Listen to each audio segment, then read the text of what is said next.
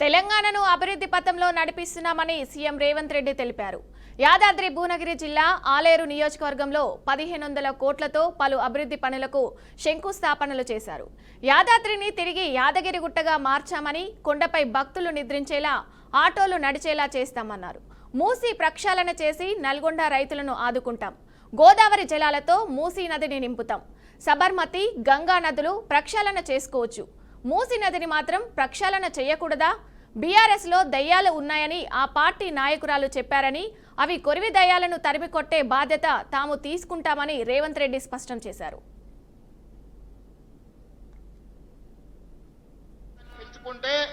దాన్ని వారు వచ్చి యాదాద్రి అని చెప్పి పేరు మార్చండి.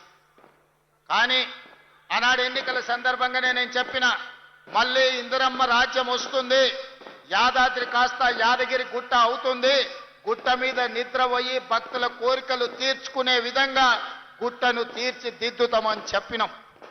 ఆనాడు గుట్ట మీదకి ఆటోలు పోవద్దు, గుట్ట మీద పేద భక్తులు ఎవరు నిద్ర పోవద్దు అని చెప్పి ఆనాటి ప్రభుత్వం నిషేధాన్ని ఈ రోజు విధించింది.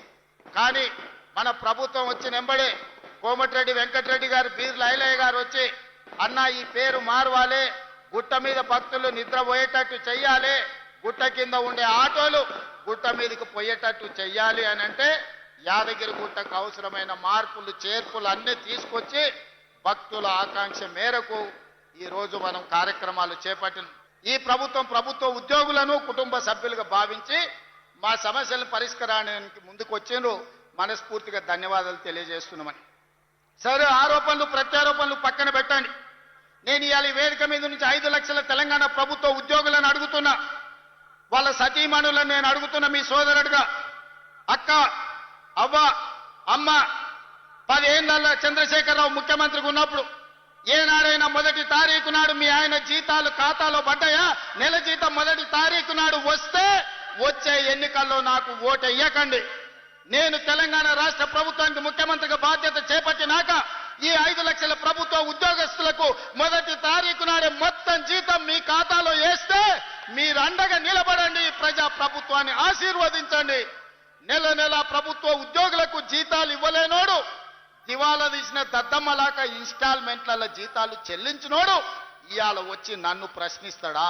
మిత్రులారా, నేను ఇవాళ సూటిగా అడుగుతున్న నిరుద్యోగ యువకులను, వచ్చిన మొదటి సంవత్సరంలోనే 60,000 ప్రభుత్వ ఉద్యోగ నియామకాలు చేపట్టి ఈ దేశంలోనే మొట్టమొదటి రాష్ట్రంగా తెలంగాణ రాష్ట్రం నిలబడ్డదా లేదా? 60,000 మందికి ఉద్యోగాలు ఇచ్చినామా లేదా ఎల్బీ స్టేడియం వేదికగా అని చెప్పి నిరుద్యోగ యువకులను అడుగుతున్నా. ఇవాళ ప్రైవేట్లో 3 లక్షల కోట్ల రూపాయలు పెట్టుబడి తెచ్చి ఇంజనీరింగ్ డాక్టర్లు చదువుకున్న మన తెలంగాణ విద్యార్థులకు ప్రైవేటులో 1,00,000 ఉద్యోగాలు ఇప్పించి ఇవాళ కుటుంబాలను ఆదుకునే ప్రయత్నం చేస్తున్నాం.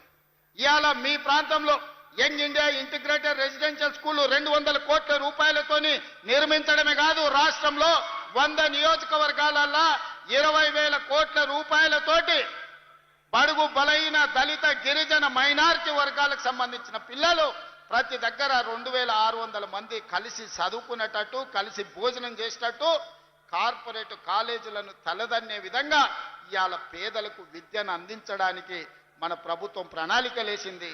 చేసిన పాపాలు ఎక్కడికి పోవు, మన ఎంబడే వస్తూనే ఉంటాయి నీడలాక. ఇవాళ పాపాలు చేసింది కాబట్టి మీ పరిస్థితి గట్లయింది. నేను అంటలేని మాట ఆ పార్టీ నాయకురాలే అన్నారు. ఏమన్నారు మిత్రులారా? మా పార్టీలో దయ్యాలు చేరనే. సొంతింటి బిడ్డ టీఆర్ఎస్లు ఉన్నోళ్ళు దయ్యాలని చెప్తుంటే సమాధానం చెప్పలేక దయ్యాల నాయకుడు ఫామ్ హౌస్ లో నిద్రపోతుండు. నేను అడుగుతున్నది బీఆర్ఎస్ కాదు, డిఆర్ఎస్ అంటే దయ్యాల రాజ్య సమితి. అది ఇయాల అది భారత రాష్ట్ర సమితి కాదు, అది దయ్యాల రాజ్య సమితి.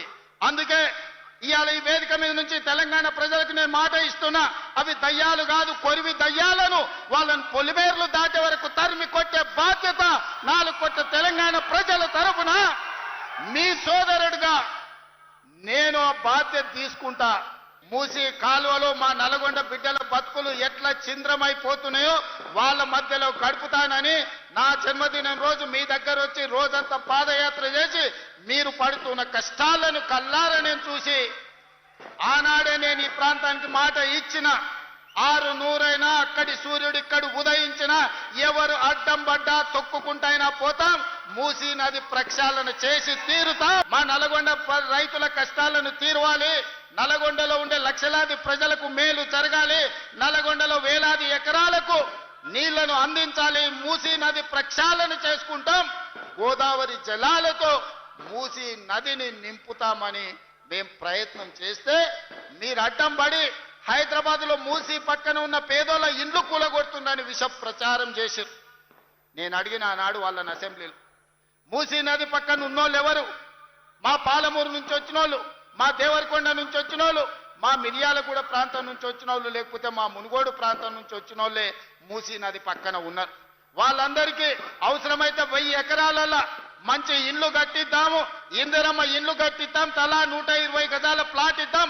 ఏం కావాలన్నా వాళ్ళని ఆదుకుందాం. మంచి పాఠశాల పెడతాం, మంచి కాలేజీ పెడతాం, వాళ్ళ పిల్లల్ని ఆదుకుందాం, వాళ్ళ జీవితాలలో వెలుగు నింపుదాం. అవసరమైతే 1000-2000 కోట్లు ఖర్చైనా ఆ మూసీ నది ఒడ్డున ఉన్న పేదలకు ఖర్చు పెడదామన్నాం.